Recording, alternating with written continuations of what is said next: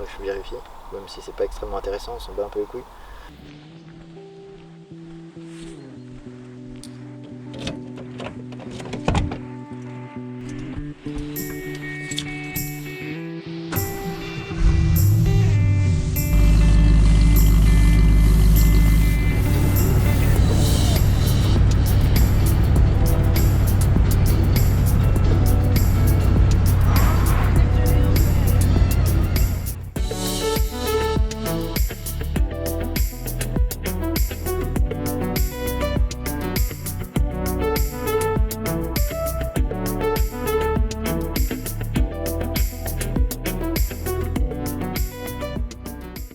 J'ai acheté il y a quelques mois ce pick-up, c'est un vieux F250 Ford de 1990 avec un V8 essence atmosphérique de presque 6 litres de cylindrée.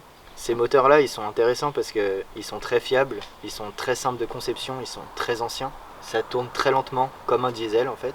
C'est un pick-up c'est quoi? C'est un utilitaire américain dans lequel tu as une grande benne derrière et une cabine devant comme dans une voiture normale. Alors pourquoi un pick-up c'est intéressant? C'est intéressant parce que ça a une benne, mais pourquoi pas prendre un camion comme tout le monde? Ce qui m'intéresse surtout, c'est le fait que la base d'un pick-up, c'est un 4x4 en fait. Donc c'est un véhicule 4 roues motrices, c'est un 4x4 et c'est en même temps un utilitaire. Donc ça veut dire que ça a des vraies aptitudes tout-terrain et donc des vraies aptitudes de voyage. Quel est l'intérêt d'avoir un 4x4 aujourd'hui en France? Il n'est pas très important, à part qu'une fois qu'on en a un, on se rend compte qu'on peut faire beaucoup de choses, mais quand on n'en a pas, on n'a pas l'impression que ça manque.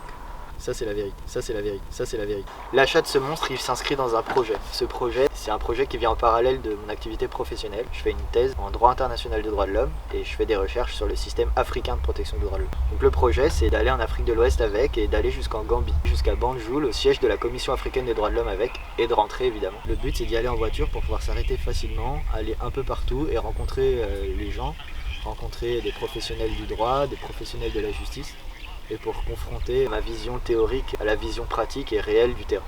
C'est un gros objectif que j'ai et c'est pour ça que je voulais absolument acheter un 4x4. Et donc il va falloir le restaurer.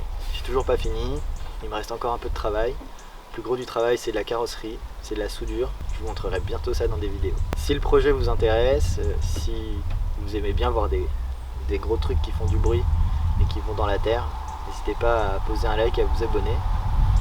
Moi je vous tiens au courant et la restauration.